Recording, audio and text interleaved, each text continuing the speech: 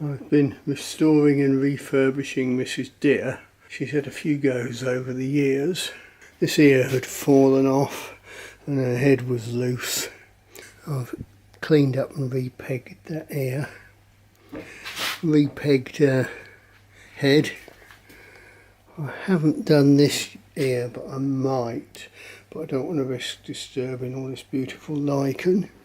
The body section has been replaced with new, tail repegged. This area's all, that's original wood, but it's been brushed down and random holes have been filled.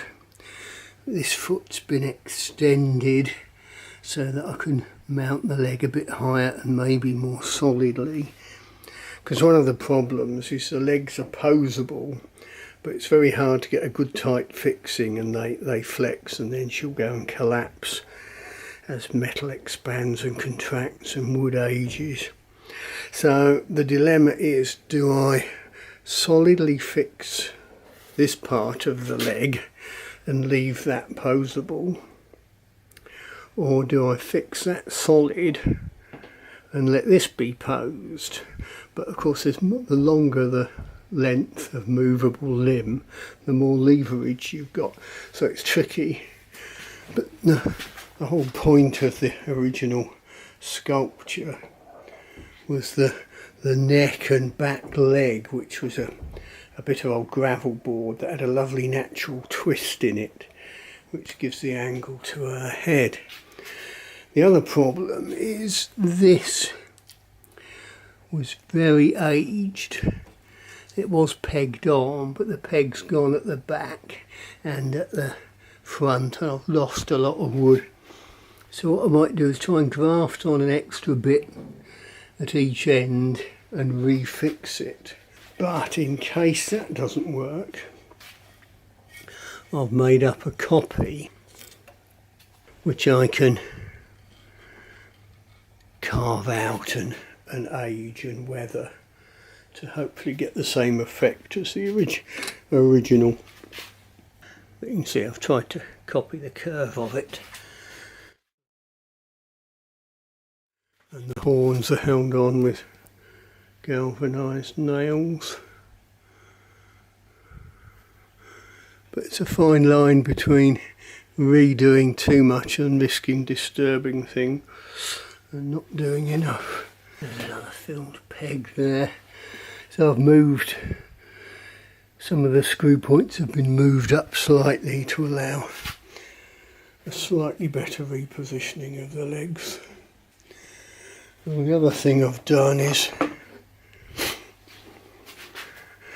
in case the tail disintegrates, you can see it's had a block put in to repair it. I've made another tail which can be, used as a replacement if necessary.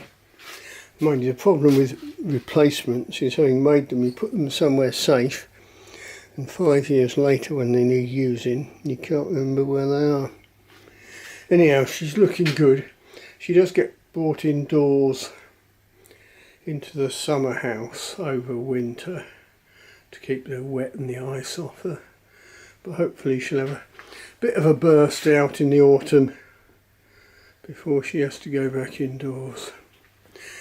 She always looks really nice in the winter when Robin comes and sits on her nose. We also get squirrels will jump up on her back and sit on her nose eating things. She's a well-loved family member.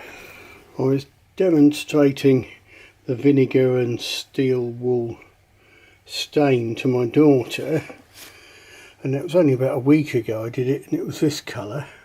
Well, now it does it this colour, which is much more suitable for what I need, but interesting how it's changed over a week. So all finished up now, and this sort of dorsal ridge thing has been nicely aged.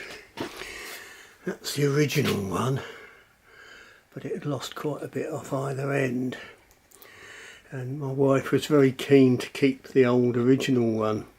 So what I did is I had it dry assembled like that. As she came into the garage to see what it looked like, she said, Oh, that's the original one, is it? I said no, that's the new one. She said, oh, that'll do then. So yeah, very pleased with that. It's hard to sort of keep its original nice, free, relaxed look. It's one of the nicest things I've made. It's all done on the fly. Just picked up a couple of pieces of rotted timber, bunged them together, and I could soon tell that it was going to work. It took quite a lot of effort to get it right, but I could soon tell it just had that natural pose. But over the years, the ageing's made it look so much better. When you could never produce that lichen, you know, there's just no way you could get it to happen other than leaving it out for 15 years in the weather. Anyway, she can go outside for a bit, bring her in over winter so the frost doesn't get her. But yeah, very pleased.